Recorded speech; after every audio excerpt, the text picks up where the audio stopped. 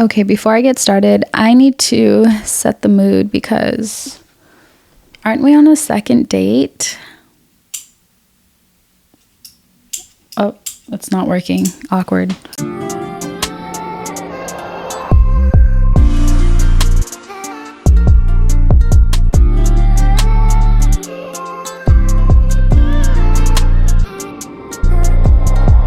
Welcome back, everyone, to the second episode of Graciously Saved podcast. I'm so happy to be here right now. Y'all, I don't know when the enemy is going to stop attacking me, but he has been attacking me every single time I record. Okay, you should have seen how the first episode went, like how many times it took me to do that. Anyways, today was a struggle to get here, and I actually have coffee today. Now, I'm trying to cut back on coffee, but it has not been working lately, okay? I don't like having to rely on anything to make me feel a certain way. So recently, I started noticing that my body is so addicted to coffee. So I've been trying to cut back on it, but having two kids is something else. Let me just get into my roses and thorns, okay? So I'm going to start with my thorn because I don't have a rose just yet, but I'll come up with that in a second. So my thorn is these kids are something else. I think in my last episode, I said that my son JJ was 2. He's not 2 just yet. He's going to be 2 in a couple months. I don't know by the time I release this if he's going to be 2 or not, but he's entering the terrible twos chat. Okay, Elijah just got out of it. He's 3 years old. He's so sweet. I love him at this point of his little life.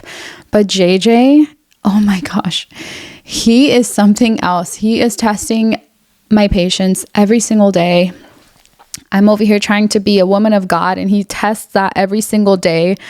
And it's just been such a roller coaster. It's been a ride. I'm not saying that they are my thorns. I'm just saying this terrible twos era that we're stepping into, I'm not ready for it. Elijah just got out of his, and I thought, okay, things are going to be smooth. Elijah just, he's finally potty trained. So I'm just like, life is hard right now. I need to make a coffee. And here I am drinking coffee.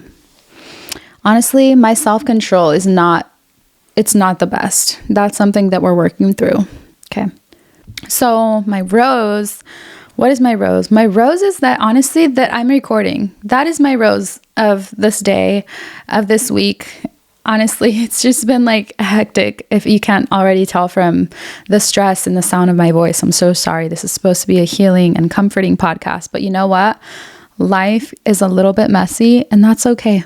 So let's go ahead and get started with this episode. So this episode, I'm very excited to talk about being at the feet of Jesus. So many things are possible when you are at the feet of Jesus. This is where we surrender. It's where we confess. So in this episode, I want to break down how this can be absolutely life-changing and how your faith will just grow when you are at the feet of Jesus. With my experience personally, every time I laid something at the feet of Jesus, I have always felt freedom. I've always felt peace. I've always felt comforted in those moments.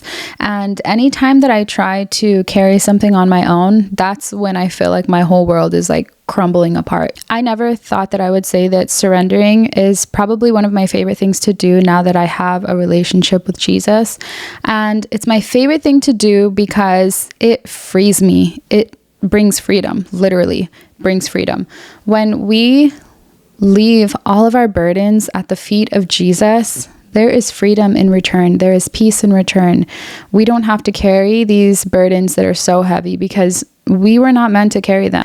And surrendering is not something that you do just one time. Surrendering is something that you do every single day. It's a daily habit that we need to make to go to Jesus and surrender things throughout your day. Just surrender your fears, your doubts, your worries, and just watch what he does with all of those things. Now, this is so much easier said than done. I'm well aware. I was once the type of person that was like, I held on to things, and I'm going to go over why we hold on to so many things instead of surrendering. I held on to so many things for such a long time. So I completely understand that it is hard to surrender. It's easier said than done. In Matthew 11:28, it says, "Come to me, all who are weak and burdened, and I will give you rest." That is a promise that we have from Jesus, that he will give us rest in return for our burdens. Isn't that such an amazing promise? Like, why would you even want to carry your burdens when you can just have rest in return? You can have peace in return. Now, if you look up the word surrender, it means to yield or to give in. And when we think of surrendering to God, automatically we assume that it's some form of sin.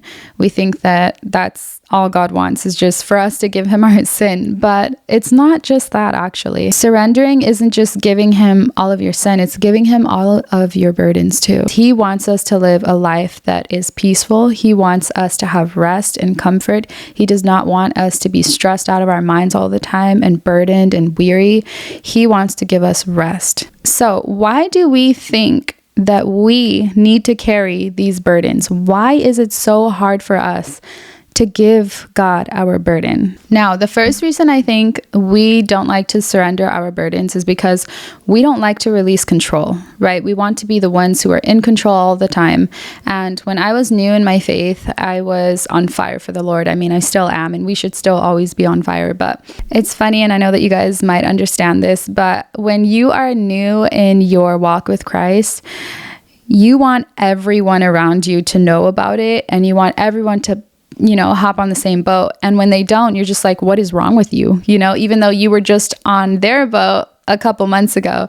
And so that was honestly me with my husband. Now, I was obviously born again. I gave my life to Christ, and it took him a little bit longer. And there were a lot of times where I felt like I was just nagging at him about pursuing a relationship with God. I would talk to him about the Bible. I'd talk to him about all of these things, my experiences and everything. It wasn't until I released that desire to control my husband's salvation that I actually saw him pursuing a relationship with Christ. And that was something that I can't even take credit for. That was something that my mom actually advised me to do, because I remember, giving my life to Christ, and then I was just so frustrated because I couldn't understand why Matt wouldn't do the same thing. And so, he believed in God like his whole life, same thing as me. And he just, I don't know, I guess he thought that his relationship with God was good enough, And so I remember talking to my mom about it, and I was just like, Mom, I'm so frustrated. I don't know what to do. He's not listening, blah, blah, blah, blah, blah. And she said, and I always go to my mom for advice because, that's for another episode. But anyways, I went to my mom for advice on this, and she said, you need to stop nagging. Number one, stop nagging and stop trying to do it yourself. Start praying about it every single day and let God do the rest. This is something that God needs to do through Matt, and this is something that Matt is going to need to want. So I did just that. I released control, and instead, every single day, I would pray about it. I would pray to God. I would ask him to make me more like Jesus. I would ask him to make me sound more like Jesus, look more like Jesus, love more like Jesus does. And I prayed for him every single day. And every day I left it there at the feet of Jesus. I didn't stress about it. I didn't worry about it throughout my day. I didn't nag at Matt. I left it there at the feet of Jesus, and I went on about my day. I'm just so excited that I get to watch him grow to be a man of God. And that's just who he is now. Like, he is a man of God daily. He's in his word. He's pursuing a relationship with Christ. He's doing a wonderful job at being the leader of our house and seeking God. And this is something that I could not have led him to do. I could not have done this myself. This is something that God had to do, and Matt had to want to do it. So that is one of the reasons why I feel like we don't surrender, is because we just want to have control. And somewhere in there's also pride, right? Now, this definitely ties in with wanting to have a sense of control. If you grew up anything like me, then you were probably taught to have control over everything and not give authority to anyone or anything. Have control over your finances, have control over people, friendships, relationships, everything. That's how I was raised. And you can be this way too because of the way that you were raised, or perhaps it's because you were let down before, so you have a lack of trust and you kind of unknowingly taught yourself that if you're not always in control, then everything will fall apart. And that was me for a long time, so I completely get it. Now, when you refuse to surrender your life to God, your circumstances, your plans, your intentions, because you think that you're doing things that your way is going to be better for you and that you're going to have a better outcome, you're really dealing with pride. And that pride is telling you that you could do it better yourself, or you can do it all on your own. It's really hard to surrender everything, right? Especially if you're new in your walk with Christ. It's so hard to say that you are surrendering everything to Him because, first of all, we don't even know how to do that, especially nowadays. Nobody really teaches us to not hold everything in, but to release it all. Like, I don't feel like it's being talked about like it should be. And it is actually so unhealthy to think that you should be the one to carry the load, that you should be the one to solve all of your problems and that nobody can help you. It is so unhealthy to think that you need to bottle up all of these things and just figure them out yourself. Every time that I have done that, there has never been a resolution. There has never been a good outcome. It has always been me stressed out of my mind, and then when I'm stressed out of my mind, I end up taking it out on the people that I love. I end up being a hot mess. I end up being full of anger when I think that I'm supposed to be in control all the time. It does not work out. And that is just my experience. I don't know if you guys experience the same thing when you want to be in control all the time, but every time that I have surrendered my fears, my worries, my burdens, all of these things, every time I surrender something to God, I literally picture myself at the altar bringing Him a box of, let's say, fear. I bring Him a box of fear. I pray about it. I cry about it. And I'm just like, okay, this is where it's supposed to be. I'm not going to take this box with me. I'm not going to pray about it and then drag this heavy box along throughout the rest of my day. No, when we pray about something, leave it at the altar and walk away. God will deal with it, okay? God will deal with these burdens that are too heavy for us to carry. Now, the last reason why I feel like we do not want to surrender things to the Lord is because of fear.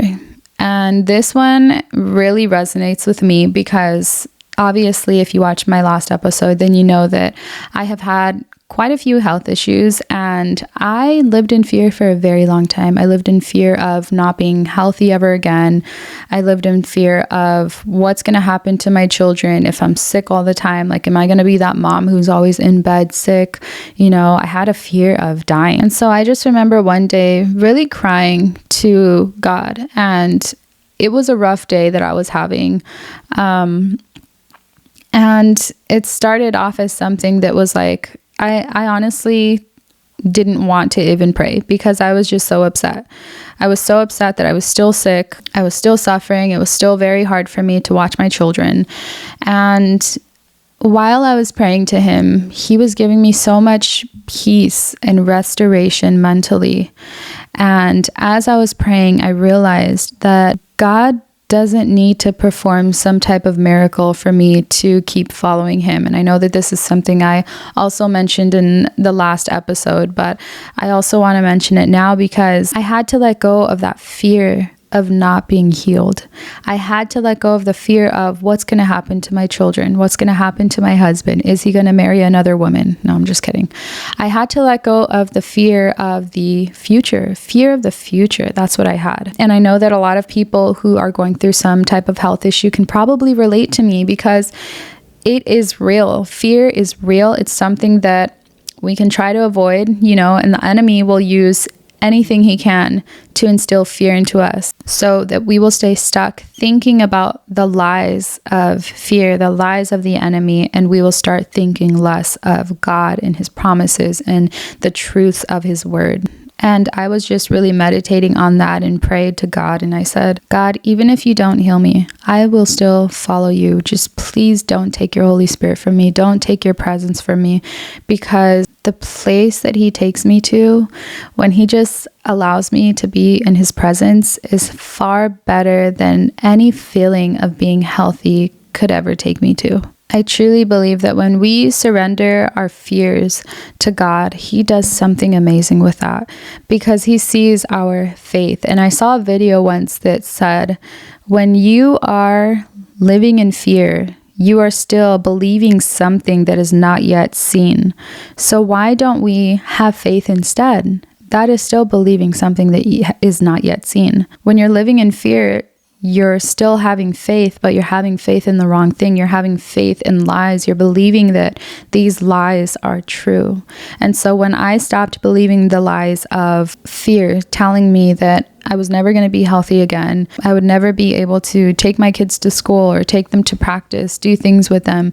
When I released that fear to God, he gave me so much peace, and my faith in him really grew stronger. And it wasn't until I realized that God actually performed this amazing miracle that I can't wait to share with you guys. So those are the 3 reasons why I feel like we don't surrender to God. And I'm talking about surrendering our fears, our worries, our doubts, our confusion, our questions. When we don't surrender them to God, the enemy will use that to his advantage. But when we let go of our pride, when we let go of our desire to control, when we let go of our fears and we leave them there at the altar, the Lord will take us to a new level of understanding. He will take us to new places in our faith.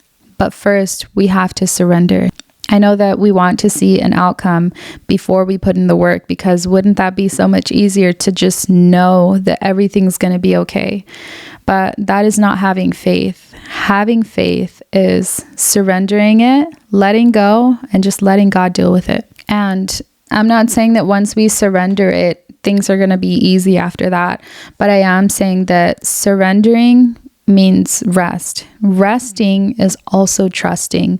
So it's a daily act that we are putting our trust in God. We are releasing our burdens and trusting that God will take care of them and us. Now, that is it for today's episode. It was a little bit of a short one. I'm still not sure if I want to do shorter podcasts so that you can listen to them like on your way to work, or, just going somewhere really quickly, or if I'm going to do the long episodes, because your girl likes to talk. So you guys can let me know. I hope that you learned a lot from this video. I hope that you will use it in your daily life and start surrendering everything to God. And remember, he doesn't just want you to surrender your sin. He wants to be your father and take care of you. And if you have children, then you know that we want to take care of our children. We want to carry the burdens for them so that they don't have to. That's what your father wants to do. He wants to carry your burdens, your fears. He doesn't want you to live a life of stress and worry. So practice surrendering to God and see what he does with your life.